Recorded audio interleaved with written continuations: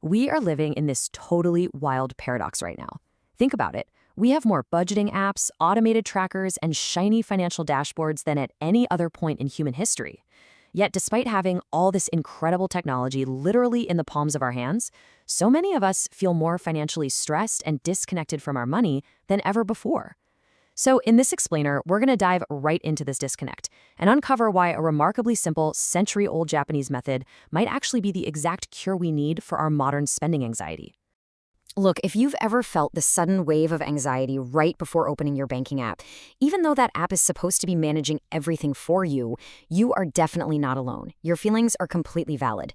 Fast, automated modern budgeting is super convenient for sure, but it often creates this really stressful disconnect because when everything happens quietly in the background, we completely lose touch with the physical reality of our spending.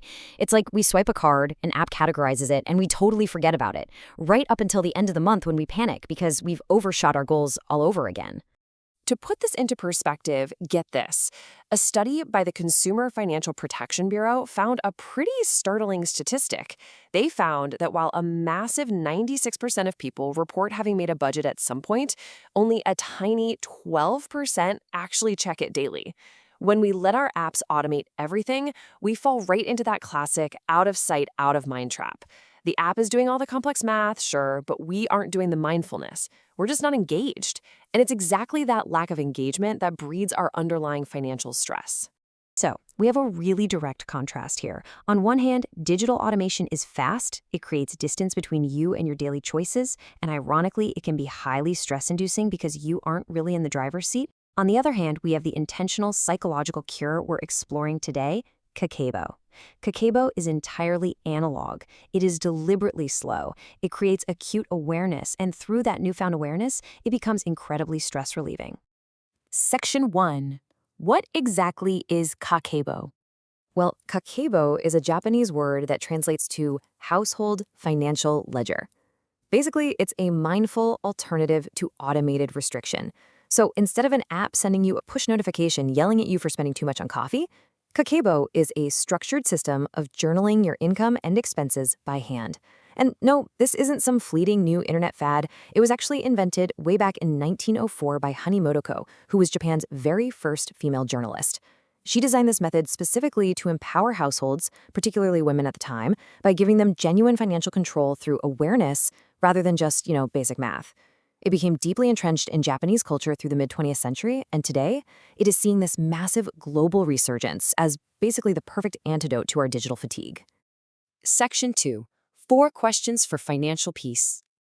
At the very heart of Kakeibo is a super specific operational framework. You don't need any complex formulas here. It's built entirely around a monthly rhythm of asking yourself questions. At the beginning of every single month, before you spend a single dime, you sit down with a pen and answer these 4 sequential questions. 1. How much money do I have coming in? 2. How much do I want to save? 3. How much can I spend? And 4. How can I improve? Now, the real magic here, it absolutely happens in step 2. Notice how you decide on your savings before you calculate your spending limit. In this method, saving stops being the stressful, leftover afterthought at the end of the month and instead becomes your primary intentional plan. Your spending is simply whatever is left over after you've already paid your future self. Section 3, redefining your spending categories. Okay, so once you've answered those 4 questions, the month begins. But instead of forcing you to track your expenses across some massive 50-category spreadsheet that literally makes your eyes cross, Kakeibo radically simplifies your spending into just 4 specific buckets. This is intentionally designed to totally reduce your tracking burden. Bucket number 1 is survival. These are the absolute non-negotiable essentials you need to live a comfortable life. We're talking rent, basic groceries, utility bills, necessary transportation. It's the baseline foundation of your budget. If these survival costs are eating up too much of your income, you instantly know why you're feeling so stressed out. Bucket number 2 is optional. This is essentially your wants. It covers everything you could physically live without, but you consciously choose to spend on just because you enjoy it. Dining out, buying new clothes, hobbies, entertainment. Now be careful, because this category is the usual suspect for impulse buying. It's where those small, frequent purchases quietly snowball and cause massive budget panic by the 30th of the month. Which brings us to the third bucket. And I have to say, I absolutely love this one, culture. This category is carved out specifically for investments in yourself, your mind, and your personal growth. Things like buying books, taking an online course, or going to a museum. By deliberately separating culture from mere optional wants, Kakeibo explicitly acknowledges that spending money to enrich your soul is inherently valuable. It completely removes the guilt from investing in yourself, which honestly is a huge stress reliever all on its own. And the fourth and final bucket is extra. These are those super unpredictable expenses that always seem to pop up at the worst possible times, right? A random car repair, an unexpected medical bill, maybe a forgotten birthday gift. By creating a dedicated space for these irregular costs, Kakeibo replaces the panic of the unexpected with a very predictable buffer.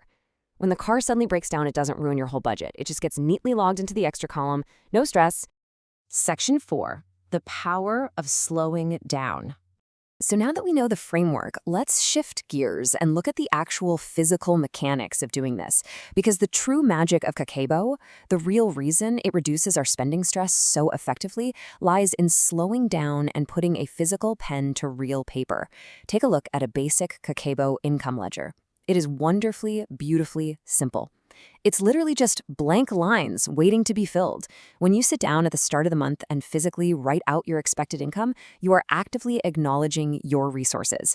It's this quiet, intentional start to the month, completely free from the visual clutter and overwhelming noise of modern dashboards. Next up is the savings ledger. This is where you physically write down your savings goals. Psychologists actually have a term for this. They call it the IKEA effect. Basically, when you experience the physical friction of writing down a goal manually, you create a significantly deeper psychological sense of ownership over it. You value the goal more because you actively built it right there on the page. It makes you exponentially more committed to actually hitting that savings target. And finally, the expenses ledger. This is where you log your daily transactions by hand into those 4 buckets we just talked about.